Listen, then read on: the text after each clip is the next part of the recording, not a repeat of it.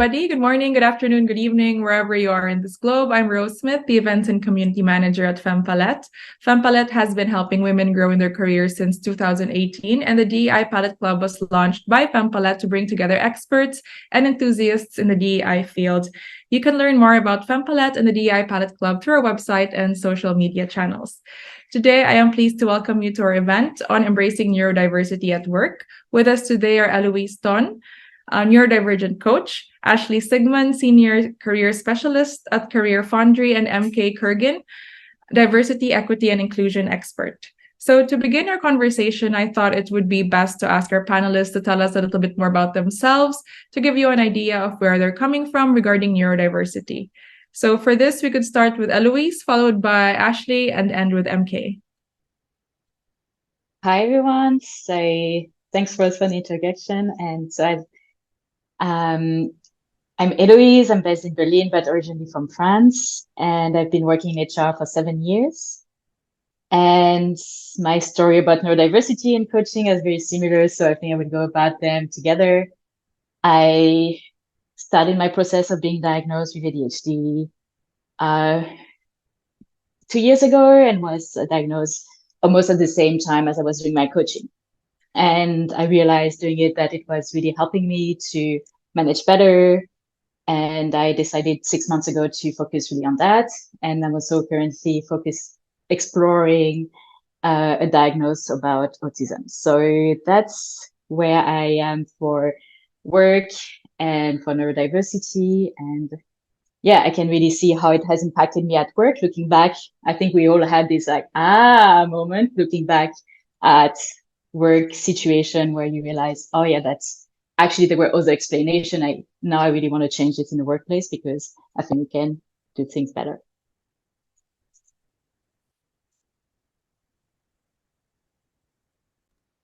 So Ashley. Okay. So hi, I'm Ashley Sigmon. I live in Berlin, but I am from Virginia in the United States. But I've actually lived in Texas and Illinois and Rhode Island as well. I guess somewhat unusually, I was diagnosed quite young with ADHD. And went through kind of the whole school system and everything, knowing that I had this diagnosis. And when after I graduated from grad school, I became a career coach for people with disabilities. So I worked with people with ADHD, but also autism and many other different kinds of neurodivergences and challenges. And then here at CareerFoundry, where I currently work, I supervise a team of career coaches. And it was while I was at CareerFoundry that I met the wonderful MK Kirgin, who maybe would like to introduce herself as well. Thanks, Ashley. Hi, everyone. I'm MK. I'm originally from Bolivia, but I grew up moving around to a new country every 2 years, so that really helps my ADHD brain. I still go through my life in the Boston area, so I see there's some people from Boston in the chat, so hello. I'm a specialist in diversity and inclusion. I've been doing DEI work for about 8 years, and I find this topic personally meaningful to me because I have ADHD, but I wasn't diagnosed until the last semester of university, so it meant that I had to come up with a lot of coping mechanisms before then to manage education and work. So now I feel like I can share that with others. So I've been diagnosed for about 10 years. So now I feel like I've come up with even more coping mechanisms. So I can hopefully share some tips. Thank you so much, Eloise, Ashley, and MK. I think it's really great that our audience now know a little bit more about you, your personal journey into neurodiversity and working in the field. So I think to start off the conversation and to really anchor our discussion, we're going to start with a very basic question, which is, why is neurodiversity important in the workplace? So let's begin with Ashley, MK, then Eloise. Sure. Well, I think one reason that neurodiversity is important in the workplace is that it's in the workplace. Chances are you have already hired somebody who is neurodivergent on your team. If you're in HR or you're on a team, you probably, even if you are not neurodivergent yourself, you probably have colleagues who are. They just may or may not have told you, may or may not feel comfortable telling you. They may be having struggles that they don't necessarily know how to communicate, or don't feel safe communicating, because depending on your culture and your work experience and education and a whole host of other factors, people maybe don't know how to advocate for themselves, or are afraid to. So I would maybe kick off the discussion here by saying that we should be inclusive of people who are neurodivergent, because we're here, and you're on your team. We might even be in your leadership. You might even be your boss. So that's my statement. Thanks, Ashley. Agree with that. I would also say that neurodiversity is important because people who are neurodivergent can add a new or different way of thinking to your team. They can add a different or interesting way of thinking about a problem or a project that you might not get otherwise. There's a lot of strength in the neurodivergent community. For example, people on the autism spectrum are excellent at pattern recognition, so they might be able to recognize a problem that might fly under the radar of your neurotypical colleagues. Or a dyslexic person is really good at being a big picture thinker. So they're great at helping you design projects with an end goal in mind that might be useful for those of us who are more small detail people. And people with ADHD are highly visual, highly creative, out of the box thinkers. So if you're looking for an innovative team member, get somebody who has ADHD, because they'll help you come up with great ideas that you may not have considered otherwise. Yeah, and I also want to add, like, there's also a lot of people in workplace that might not be diagnosed yet. Like, I think I'm one of the last like late discovery of neurodiversity, and I know there's probably a lot of people in the workplace that are still waiting for that. And in the meanwhile, having already thing in place, policy processes that can support them will also make it easier for them to recognize and to also improve their life. Great, fantastic. Now that we've identified the importance of neurodiversity in the workplace, we've kind of have some arguments to work with when it comes to, talking to leadership. Let's go to the next step. So if somebody wants to build awareness of neurodiversity at the workplace, for example, the company or the organization they work in has not yet put policies or practices in place to be more accepting of its neurodivergent employees or future employees, how can one begin this conversation and turn it into something productive? So with this, let's start with MK, Eloise, and Ashley. Sure. So I think I'm a big fan of data. So I always think data is useful. So it can help to start with that to build awareness. So, sharing that it's an estimated 10 to 20% of the global adult population that are neurodivergent can be useful. So it could be that, either you yourself are neurodivergent, or somebody in your family is, or your colleague's family. Regardless of whether you know it or not, there's probably somebody on your team who is neurodivergent, either if not yet, then at least at some point in the future you will. So it's an important skill to have, knowing how to manage neurodivergent folks, or even if you have it yourself, to learn how to recognize that in yourself and how to work with it. I think it's important to understand how different brains function, and also that this is useful not just for the neurodivergent folks on your team, but that any change that you make or how you adapt your approach as a manager or as a colleague will be better for everybody. So I think that can be useful to convince people to care. And I think also having open dialogue can help. So having maybe either a series of training sessions just to start having the conversation, or even setting up an ERG or an affinity group, so that not only does that group feel supported and can share resources and affinity with each other, but they can also provide their perspective and advocate for their needs to continue building awareness for the rest of the team. Yeah, for me, I would say where I see some resistance is really about what neurodiversity is, because you always have this idea of like how someone with ADHD looks like, or someone on the spectrum looks like, And there's a lot of negativity that is associated or misconception that when someone is either in a hiring process or in the company, that they will either not want to share their experience because of everything that is associated with it. So I think whether you are neurodivergent or neurotypical, that's kind of showing what is actually could be. Like there's a lot of books published now about different what it is, a lot of YouTube. So it can also be just sharing resources. Like I think there's a lot of that also on the web that I kind of fun and show that neurodiversity is much broader than one could see.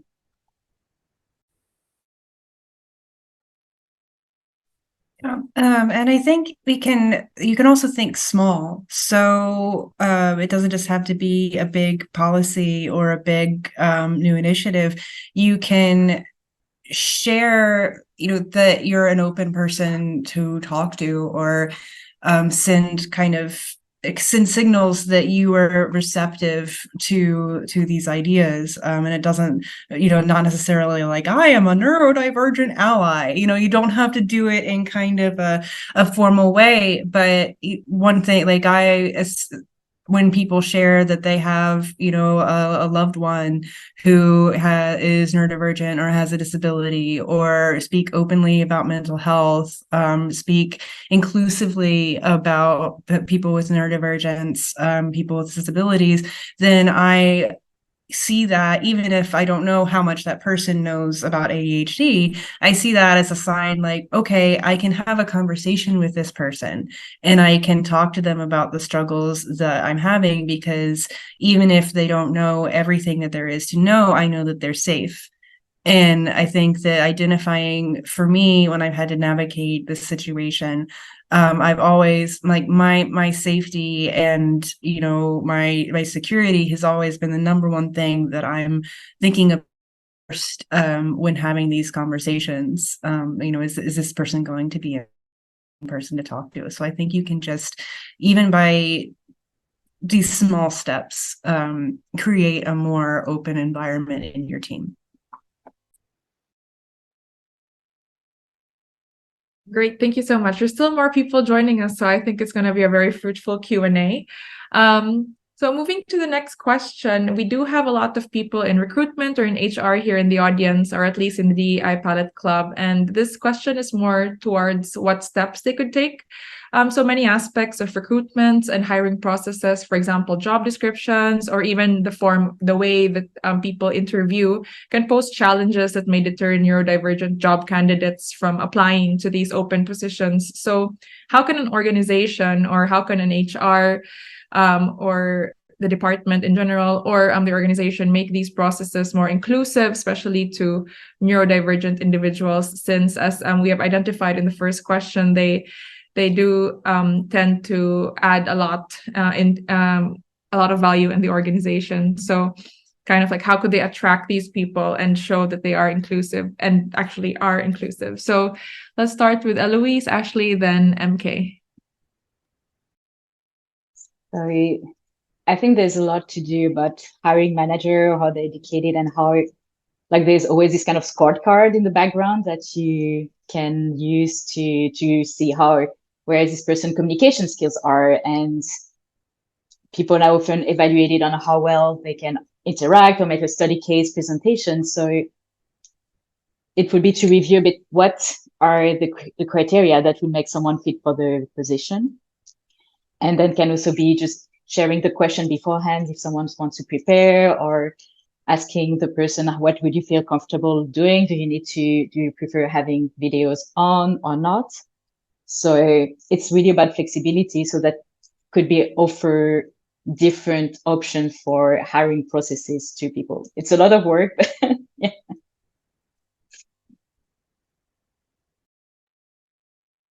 Yeah. Sorry. Oh, go ahead. I couldn't remember who was next. I guess I can go and then you can go, MK. Yeah, it's a neurodivergent panel. The directions are, we'll do our best here with the directions. So I think that exactly what Héloïse said, is being flexible, being open. What I might say is that clarity, in terms of the job requirements and what your expectations are going to be, clarity is more important than employer branding, or brand voice. So it doesn't matter how cool and fun your tone is, and all of the perks and everything that you mention. If the person has difficulty understanding the actual requirements of the job, and I think that the requirements that are required should be stated on the job job description, and not you try to have as little implied as possible, because I think that that's sometimes where we can struggle, is where when we're trying to understand a job or a job requirements, is trying to figure out what's the difference between, like, if there's these kind of unwritten rules. So if you can start from day one with writing the job description and just making it as explicit as possible, and clear and easy to understand, then that too can be really go along. Thanks, Ashley. Sorry that, yeah, I do have ADHD. Working memory is hard. I would say something I've noticed is that a lot of recruitment efforts tend to be based around the behavioral interview. And behavioral interviews can be scary and uncomfortable for some neurodivergent folks, especially those who struggle with social cues or who might need more processing time to give a thorough response. So something that can help with that is to share the interview questions in advance, and share the whole process in advance so people know what they will be able to expect at each step of the process. I think there's no reason why interviews have to prompt someone to come up with an answer right away. It feels very outdated to me. Unless it's something that's in the job description that you need somebody to be able to come up with a really thorough, perfectly crafted response on the spot, then there's no reason why you need to test them for that in the interview. So I think more people should start sharing interview questions in advance, and also make sure you're training your HR and hiring manager folks on how to understand certain behaviors, and how to not automatically associate them with negative things. So for example, the lack of eye contact. A lot of hiring managers I've talked to automatically assume like, oh, then this person doesn't feel comfortable or is not a good culture fit. But actually that person might be, feel that eye contact can be very aggressive or intimate. And so they're not going to make eye contact. And that's not a negative thing. They might be really good at the job. It's just a social cue that is not on par with neurotypical folks. So ultimately, though, I would say we should try to move away from behavioral interviews and towards skill-based interviews, because that's what you should be assessing people on, is whether they can do the job or not. So instead of asking them how they've managed, how they've handled conflict with a colleague in the past, ask them, to actually complete a task that is in the job description and assess them based on that.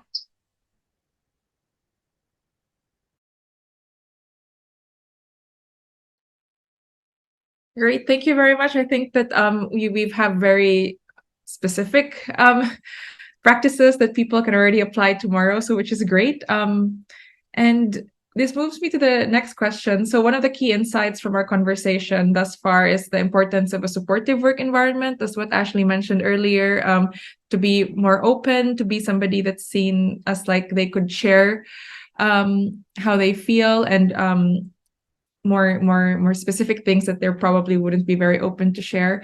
How can we kind of cultivate this supportive environment specifically for those who are neurodivergent? For example, as a leader, how can you provide support for these colleagues, or as a teammate, how can you kind of provide support for them? So for this one, let's begin with Ashley, MK, and Eloise.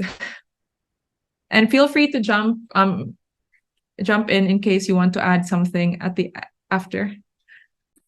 Yeah, so I guess one of the things that you can do as a leader is, again, like I said, be open yourself. If this is something that you care about, you want to be neuroinclusive, then share, and you, for example, share that you attended this event. because you don't know who in your network that you work with is maybe neurodivergent or thinking they might be, and now knows that you're at least interested in supporting them. One of the ways that I became sort of open about talking about ADHD in my own workplace was because MK, because of the data that our company heard about our student employee population, hosted a really amazing talk for our leadership team and for everybody actually in the company as well on neurodivergence and what it means and educating people.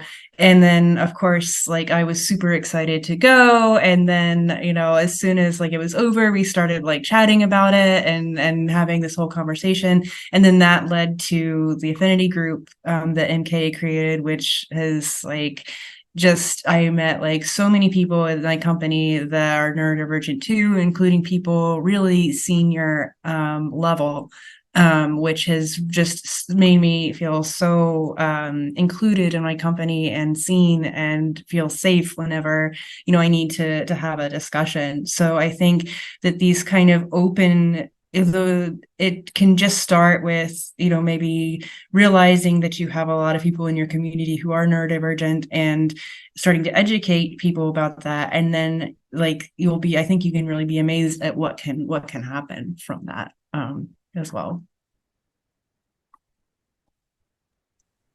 Thanks, Ashley. That makes me happy. I would say, just to share some tips, I suppose, that for some neurodivergent folks, especially now that we're talking about whether we're going to be hybrid or work remotely or home office, there's a lot of conversation about that.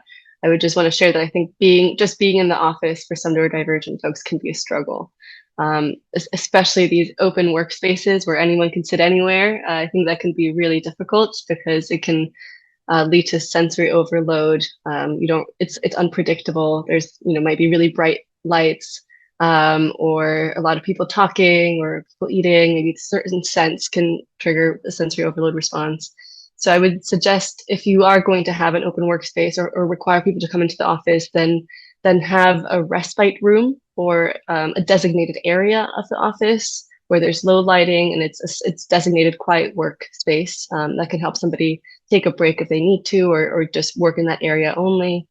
But ultimately, I would suggest working from home and working remotely is the best way to go for your neurodivergent colleagues. It can be a lot easier to control your working environment when you're at home, especially if you're, for example, on the autism spectrum or even ADHD. You might need a desk that is very clean, or if you can, or facing the wall so it doesn't distract you, for example. So office attendance can be difficult for neurodivergent folks. And I would also recommend offering asynchronous or flexible hours because, again, it can help somebody decide when their brain works best, giving a person the space and time to figure out when they're going to perform their best work rather than requiring the 9 to 5.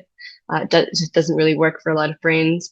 I would say, especially for ADHD folks, we tend to be night owls, either, because of sleep issues that we developed as a coping mechanism growing up, or as a result of stimulants like caffeine or medication that we have to take. So working at different hours than the rest of the population is common among ADHD folks. So having asynchronous time can really help. And then one more thing I'll say is having a handbook. I think not a lot of companies do this, but having a thorough handbook that explains the company culture could be useful because a lot of rules are not written down. So even as simple as how is a meeting going to run, what is going to be on the agenda, when is it expected that I'll be able to participate, or when is it expected, like, is there going to be open discussion, or is there going to be a specific time where people can share questions? Even just as simple as that, writing it out and putting it in a handbook can be really helpful for some neurodivergent folks to know what to expect. I'll stop there.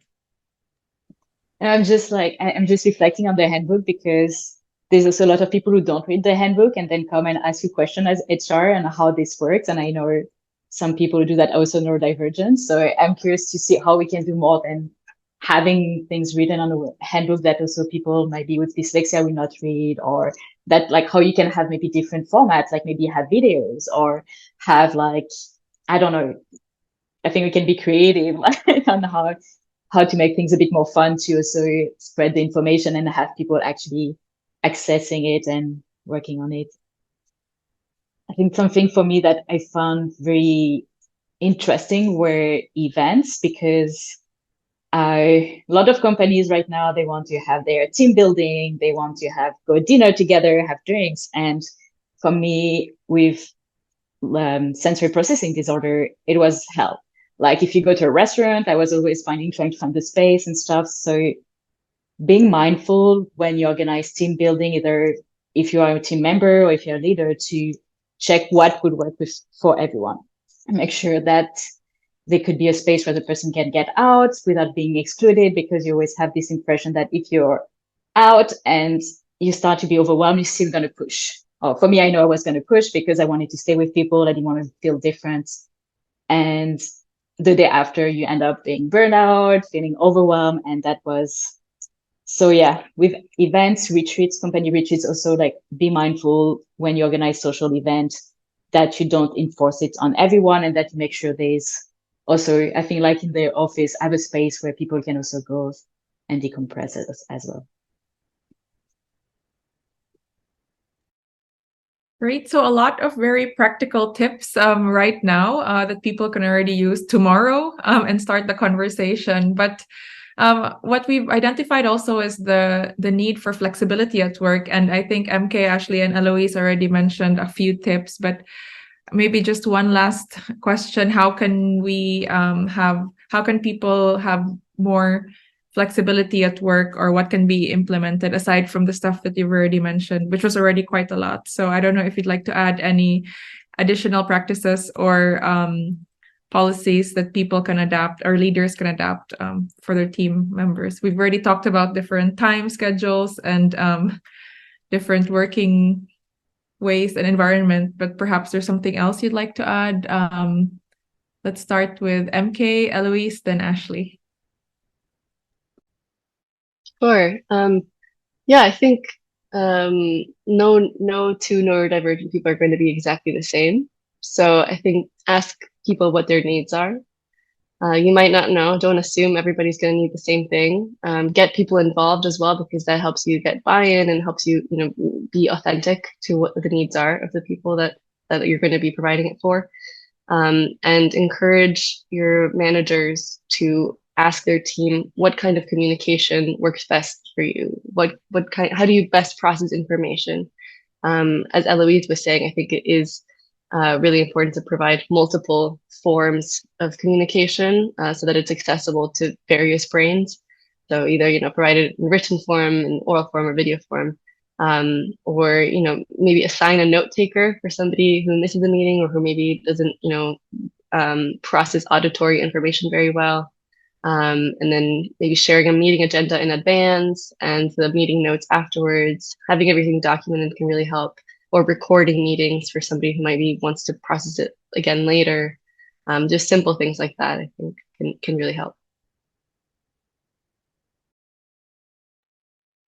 Yeah, I would say also for meetings to give time. I think a bit what you were saying, MK, for the interviews to give time to people to process. Like if you have a question, there's sometimes like brainstorming session and everybody has to be like, so give time to people in meetings also to breathe, to process information, not to rush to the next topic. And I think that having an agenda, as you said, was also a really great way for people to be prepared, share resources beforehand. Flexibility, like it's always complicated because big corporate companies, they might have more resources to create spaces, but they might also need more structured processes and have less exceptions that they can make. And I think at the end, like, I don't know, that it might just fall a lot on the direct manager to actually take charge there and to advocate for their direct report, to say, hey, they will need that for their teams. And yeah, so I think it can be a lot of work for a direct manager to take like on top of that, and also a lot of awareness, because it's not always given that your direct manager, like your manager, will know about your need or know what would be accommodating. And it can be hard because sometimes it's the company will say, oh yeah, you're neurodivergent, what do you need? And it's not always on the person to be telling, what do I need? I sometimes I don't know what I need. Like, I'm discovering every time. So I think it's there. Flexibility, like, don't always ask the person, maybe also have some awareness of, even if everybody's different, like maybe I have already some ideas about what's possible and suggest or offer that. Yeah, and I'll kind of just going off what Eloise said, I think that one thing you can do is to try to design your processes and design your performance management, and as much as possible, so that people don't have to necessarily disclose or ask for additional help in order to perform their job. One example was that I think MK mentioned behavioral interview questions, but also behavioral performance management in terms of how you get along with your colleagues and what people think of you. Those kinds of questions, if you're being evaluated on that in your performance review process, can be really stressful for neurodivergent people, because I certainly felt that way. I think in one of my performances reviews, I was mentioned that I should focus more in meetings, which is like the nightmare advice for somebody who has ADHD, because it's like, well, it's like, okay, focus, Ashley, like focus. Meaning that doesn't work. Don't try that if you're a neurodivergent person. But that was kind of solved because I knew somebody in HR and we were talking, and she was saying how she wanted to revise the performance review procedures. And because I knew that she was a safe person to talk to, because she had mentioned that a loved one was neurodivergent, I mentioned my own struggles and said, you know, I really feel nervous when I feel like I'm being assessed by how much my coworkers like me, or these interpersonal interactions. I feel I would really like behavior when I want performance management. Maybe what I'd like to see is actually what I should be doing. So the suggestion I said was, you know, maybe instead of being told to focus more, it would have been better if I had been given guidelines on when it was appropriate to speak in the meeting, or, you know, when I needed to contribute, and better outlines on that, because that is something, knowing, you know, that we need to make sure that all of the items in the agenda are covered. That's something that I can do. I can make sure that I cover all of the topics that we need to cover by a certain amount of time, but just focus more, or work on your people skills. You know, those are things that it's almost like you're telling somebody, you know, not to be neurodivergent, which is not, I don't think, anybody's intention, and also causes a lot of stress as well. So just focus on achievable when you're doing performance management for anybody, honestly, but especially for neurodivergent people. Try to make sure that what you're saying are actually achievable in the context of their work, and that you're evaluating the work that they're performing. Great. Thank you so much. Now we have quite a lot of things to already work with when it comes to implementing policies and practices, and even just like knowledge about neurodivergence now. So just to close this part of our discussion, the panel discussion, and before we move on to the question and answer portion with our audience, my last question would be, what advice would you give to those who are neurodivergent, and on how they could cope with their work environment? So you've been very open with your own personal journey, and perhaps if you could give yourself some advice, or if somebody gave you an advice that really helped and that you still look for now, and still look and think, that was really helpful, and you use it every day. What advice would you give to those who are neurodivergent? Let's start with Eloise, Ashley, and then MK. I think, yeah, I think in the question they sent, they were like, how people can be more productive. And for me, I was like, oh, that would be my advice. Like, stop trying to be productive in the way people think you should be productive. Like, that doesn't work. I think a lot of people who are neurodivergent, they will already put a lot of effort into trying to be productive. I think it's a bit what Ashley was saying. You need to focus and you're going to really try hard, even if it's not for your brain, because you want to do well. So I think for me, it's more like, how do you redefine productivity and what do you redefine what works for you? I know like how you make things fun, how you can make things into learning. Like, I think for me, it's like, yeah, listening to, when I have a very boring task, I put Disney song in the background and I do the task. It make it fun for me and a bit less annoying. And, so how you find small thing for you or break the task. Like, I think for everybody, there's something different. It's just like, stop thinking you have to be productive and you have to be 100% all the time. It's like, find what makes you, make it fun for you, what makes it work. Yeah, 100%. Because I think that we define productivity and success. First of all, we define those two as the same. But we also define, I had a tendency to define successful people, especially because I was diagnosed quite young. I identified a successful person looked like as my non-ADHD peers. I looked at what my friends were doing who did not have a diagnosis and didn't have to like take medication every day, and I saw them as the successful and smart people and myself as the flawed person. And so if that's how you're viewing yourself, as somehow, if you're seeing success as, the people who are normal, and meeting this standard, then you're basically setting yourself up to view yourself as a failure, because you will never meet that. You're setting yourself up to a standard that like even they might not be meeting in reality. You might just be seeing what they have constructed in their professional life. So just define, instead of thinking about how you can imitate people, or how you're falling short of people who are not you, define what achievement means in terms of your brain, in terms of your values and what you need.